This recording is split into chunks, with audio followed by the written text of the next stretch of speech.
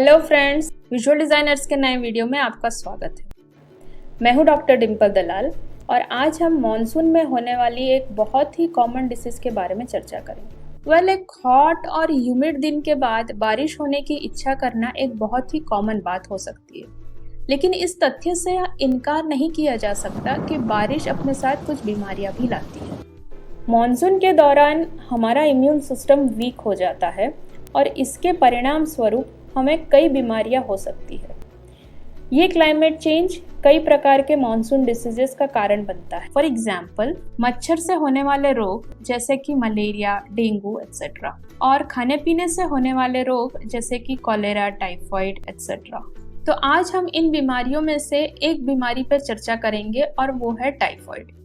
इस वीडियो में हम इसके कॉजेस, सिम्टम्स, कॉम्प्लिकेशंस, प्रिवेंशन और कुछ इफेक्टिव होम्योपैथिक रेमेडीज पर चर्चा करेंगे।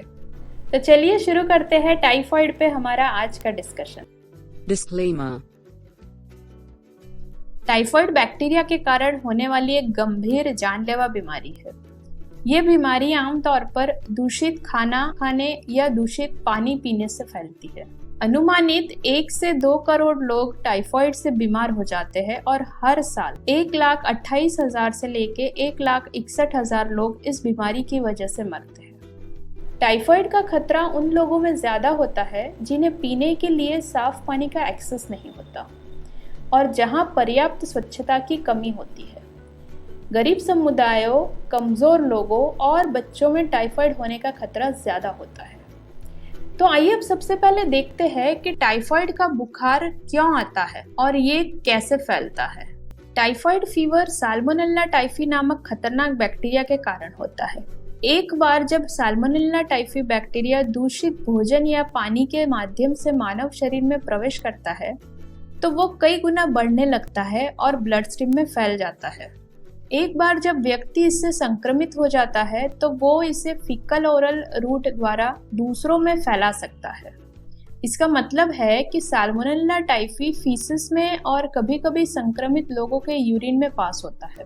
यदि आपका खाना किसी ऐसे व्यक्ति ने हैंडल किया है जिसे टाइफाइड फीवर हो और उसने शौचालय का उपयोग करने के बाद हाथ ठीक से ना धोए हो, तो आप भी टाइफाइड का शिकार हो सकते हैं। कई मामलों में ज्यादातर लोग दूषित पानी पीने से संक्रमित हो जाते हैं। आइए अब टाइफाइड फीवर के लक्षणों को समझते हैं। टाइफाइड के लक्षण धीरे धीरे डेवलप होते हैं और ये अक्सर बैक्टीरिया के संपर्क में आने के 1 से 3 सप्ताह बाद दिखाई देते हैं और बीमारी की अवधि लगभग 3 से 4 सप्ताह होती है। इस बीमारी के शुरुआती लक्षण कुछ इस प्रकार के होते हैं। शुरुआत में बुखार कम होता है और प्रतिदिन बढ़ता रहता है, संभवतः 104.9 डिग्री फ़ारेनहाइट तक जा सकता है। पेशेंट को सिरदर्द होता है, कमजोरी और थकान महसूस होती है, मांसपेशियों में दर्द होता है और पसीना आता है। पेशेंट को सूखी खांसी भी हो सकती है। पेशेंट को भूख नहीं लगती और उसका वजन घटते जाता है। पेशेंट को पेट में दर्द होता है और पेट अत्यधिक सूजा हुआ होता है। टाइफाइड के दौरान पेशेंट को दस्त या कब्ज की शिकायत हो सकती है और त्वचा पे लाल चकत्ते भी आ सकते हैं। बिना ट्रीटमेंट के पेशेंट डिलीरियस हो सकता है। वो बहुत ही एग्जॉस्टेड होता है और बिना हिले आंखें आधी बंद करके लेटा रहता है और इस स्टेट को टाइफाइड स्टेट कहा जाता है। इसी समय अक्सर गंभीर जानलेवा कॉम्प्लिकेशंस डेवलप होते हैं। कुछ लोगों में बुखार कम होने के 2 सप्ताह बाद तक लक्षण वापस आ सकते हैं। कुछ लोग ऐसे भी होते हैं जो टाइफाइड फीवर से ठीक तो हो जाते हैं, लेकिन उनके शरीर में अब भी टाइफाइड के बैक्टीरिया मौजूद होते हैं। ऐसे लोगों को क्रॉनिक कैरियर्स कहते हैं। वैसे तो अब उनमें बीमारी के कोई लक्षण नहीं होते, लेकिन उनके फीसेस में अब भी बैक्टीरिया होते हैं और वे दूसरों को संक्रमित करने में सक्षम होते हैं। क्विक और प्रॉपर ट्रीटमेंट से लगभग सभी लोग टाइफाइड फीवर से ठीक हो जाते हैं, लेकिन बिना उपचार के कुछ लोग बीमारी के कॉम्प्लिकेशन से नहीं बच पाते। तो आइए अब देखते हैं कि टाइफाइड फीवर के कारण क्या कॉम्प्लिकेशंस हो सकते हैं। टाइफाइड फीवर का पहला और सबसे गंभीर कॉम्प्लिकेशन है आंतों से खून बहना या आंत में छेद होना। ये आमतौर पर बीमारी के 3रे सप्ताह में डेवलप होते हैं। इस कंडीशन में स्मॉल इंटेस्टाइन या लार्ज इंटेस्टाइन में छेद हो जाता है। इंटेस्टाइन के कंटेंट्स पेट में लीक हो जाते हैं और इस वजह से severe stomach pain, nausea, vomiting और सेप्सिस हो सकता है। दूसरे पॉसिबल कॉम्प्लिकेशंस कुछ इस प्रकार के हो सकते हैं। पहला है हार्ट मसल का इन्फ्लेमेशन, जिसे मायोकार्डाइटिस भी कहते हैं। दूसरा कॉम्प्लिकेशन है हार्ट और वॉल्व्स की लाइनिंग का इन्फ्लेमेशन, जिसे एंडोकार्डाइटिस कहते हैं। पेशेंट को मेजर ब्लड वेसल का इन्फेक्शन भी हो सकता है, जिसे माइकोटिक एन्यूरिज्म कहते हैं। पेशेंट निमोनिया से भी सफ़र कर सकता है। उसे पैनक्रियाज का इन्फ्लेमेशन भी हो सकता है, जिसे पैनक्रियाटाइटिस कहते हैं। पेशेंट को किडनी या ब्लैडर का इन्फेक्शन भी हो सकता है। पेशेंट के ब्रेन और स्पाइनल कॉर्ड के आसपास के मेम्ब्रेन और फ्लूइड का इन्फेक्शन और इन्फ्लेमेशन भी हो सकता है, जिसे मेनिंजाइटिस कहते हैं। और पेशेंट को साइकेट्रिक प्रॉब्लम्स भी हो सकती है, जैसे कि डेलीरियम, हैलुसिनेशंस और पैरानॉइड साइकोसिस। हम में से ज़्यादातर लोग टाइफाइड को एक खतरनाक बीमारी मानते होंगे, लेकिन एक पहलू है जो इसे और अधिक खतरनाक बनाता है, और वो है इसकी स्लो प्रोग्रेस। शुरुआती दौर में इसके लक्षण काफ़ी मामूली लगते हैं और इस वजह से लक्षण को नज़रअंदाज किया जाता है। यदि सही समय पर निदान किया जाए तो टाइफाइड को आसानी से और प्रभावी ढंग से नियंत्रित किया जा सकता है। इसलिए टाइफाइड का इन्वेस्टिगेशन बहुत ज़रूरी हो जाता है। तो आइए अब देखते हैं कि इस बीमारी के डायग्नोसिस के लिए कौन से इन्वेस्टिगेशंस किए जा सकते हैं। पहले सप्ताह में इस बीमारी का डायग्नोसिस मुश्किल है, लेकिन विभिन्न प्रकार के लेबोरेटरी स्टडीज डायग्नोस करने में मददगार साबित होते हैं, जैसे कि blood culture, Widal test, stool culture, bone marrow culture etcetera. आइए अब देखें कि हम टाइफाइड फीवर को कैसे प्रिवेंट कर सकते हैं और उसे कैसे कंट्रोल कर सकते हैं। दूषित पानी पीने से बचें। केवल बॉटल वाटर या उबला हुआ पानी पिए। स्वच्छता में सुधार लाएं। खाना खाने या खाना बनाने से पहले और शौचालय का उपयोग करने के बाद अच्छे से हाथ धोने चाहिए। ये संक्रमण को नियंत्रित करने का सबसे अच्छा तरीका है। तीसरा प्रिवेंटिव मेजर है कच्चे फल और सब्जियों का सेवन ना करें, क्योंकि कच्चे फलों और सब्जियों को दूषित पानी से धोया हो सकता है। स्ट्रीट वेंडर्स के भोजन को अवॉइड करें। गर्म भोजन खाएं। रूम टेम्परेचर पे स्टोर किया हुआ या रूम टेम्परेचर पर परोसे जाने वाले भोजन को अवॉइड करें। स्टीमिंग हॉट फूड्स सबसे अच्छे होते हैं।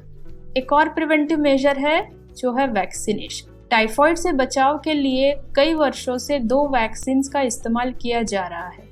दिसंबर 2017 में WHO द्वारा लॉन्गर लास्टिंग इम्यूनिटी वाला एक नया typhoid conjugate vaccine pre qualify किया गया था। आइए अब हम टाइफाइड को मैनेज करने के लिए कुछ इफेक्टिव होम्योपैथिक रेमेडीज के बारे में बात करते हैं। होम्योपैथी में टाइफाइड फीवर के लिए कई रेमेडीज है, लेकिन यहाँ हम कुछ कॉमनली यूज किए जाने वाली रेमेडीज के बारे में ही चर्चा करेंगे। तो सबसे पहली और सबसे असरदार रेमेडी है बैप्टिशिया टिंक्टोरिया। ये टाइफाइड फीवर की स्पेसिफिक रेमेडी है और इसे टाइफाइड के किसी भी स्टेज में दिया जा सकता है। टाइफाइड का संदेह होते ही इसे तुरंत दे देना चाहिए। जब पेशेंट को ठंड लग के तेज बुखार आता है और उसे बॉडी एक हो रहा होता है और वो बहुत कमजोर भी हो चुका होता है, तब इस रेमेडी का इस्तेमाल कर सकते हैं। पेशेंट ये भी कह सकता है कि वो जिस भी स्थिति में लेटता है उसे उस हिस्से में बहुत दर्द होता है। ऐसी अगर कंडीशन है तो आप इस रेमेडी का उपयोग कर सकते हैं। पेशेंट को एग्जामिन करते समय भी कुछ फिजिकल सिम्टम्स मिल सकते हैं, जैसे कि पेशेंट की सांसों में से और पसीने में से बदबू आना, पेशेंट की जुबान ड्राई और क्रैक्ड होना और उस पर कोटिंग होना। इनमें से कोई भी सिम्टम अगर पेशेंट में पाया जाता है तो ये रेमेडी कंसिडर कर सकते हैं। पेशेंट को अगर साइकोटिक कॉम्प्लिकेशंस होने लगे, जैसे कि कुछ भी सोच ना पाना या कुछ बोलते ही बीच में सो जाना, तब भी इस रेमेडी का इस्तेमाल कर सकते हैं। कई लोग ऐसे भी होते हैं जिनको बार बार टाइफाइड होता है और वे बहुत कमज़ोर हो जाते हैं। बुखार के समय उन्हें बहुत प्यास लगती है और बुखार के अंत में पेशेंट को ठंडा पसीना आता है। ऐसी अगर कंडीशन है तो आर्सेनिक एल्बम नाम की दवाई बहुत अच्छा रिजल्ट देती है। कुछ पेशेंट्स बुखार के दौरान बिस्तर पर शांति से लेटे रहते हैं। वो ना हिलना चाहते हैं, ना बोलना और ना ही आंख खोलना चाहते हैं, क्योंकि थोड़ी सी भी मूवमेंट पेशेंट की कंडीशन को और बिगाड़ देती है। तो ऐसी कंडीशन में ब्रायनिया अल्बा नाम की दवाई कंसिडर कर सकते हैं। साथ ही यदि टाइफाइड फीवर के दौरान पेशेंट को लंबे समय के अंतराल पर बहुत सारे ठंडे पानी की प्यास लगती है और पेशेंट को कब्ज की शिकायत भी होती है, तब भी उन्हें ये दवाई दी जा सकती है। अभी जैसे हमने देखा कि टाइफाइड के दौरान कब्ज होने पर ब्रायनिया दे सकते हैं, वैसे ही यदि पेशेंट को टाइफाइड की शुरुआत से ही दस्त हो तो उनमें रस्टॉक्स नाम की दवाई अच्छा रिजल्ट देती है। कई पेशेंट्स को मुंह के आसपास फीवर ब्लिस्टर्स हो जाते हैं और बुखार के दौरान वे बहुत रेस्टलेस भी हो जाते हैं। वे एक पोजीशन में नहीं रह पाते और दर्द से राहत पाने के लिए उन्हें अक्सर पोजीशन बदलनी पड़ती है। ऐसी यदि स्थिति है तब भी हम रस्टॉक्स का उपयोग कर सकते हैं। कई पेशेंट्स को शाम में ठंड लग के बुखार आता है। बुखार के दौरान बहुत प्यास लगती है और वे बार बार थोड़ा थोड़ा पानी पीते हैं और बुखार के बाद उन्हें ठंडा पसीना आता है। साथ ही पेशेंट के हाथ पैर सुन्न पड़ जाते हैं और उन्हें कॉन्स्टिपेशन और इंक्रीज्ड यूरिनेशन की तकलीफ भी होती है। ऐसी यदि कंडीशन है तो उन्हें लाइकोपोडियम नाम की दवाई कंसिडर कर सकते हैं। तो दोस्तों, ये थी टाइफाइड फीवर के बारे में कुछ जानकारी। अगर आपको ये वीडियो पसंद आया है तो प्लीज़ इसे लाइक और शेयर करना ना भूलें। यदि आपने अभी तक हमारे चैनल को सब्सक्राइब नहीं किया है तो प्लीज़ डू सो नाउ। हमें कमेंट करके अपना फीडबैक ज़रूर दीजिएगा। Thanks for watching. बाय।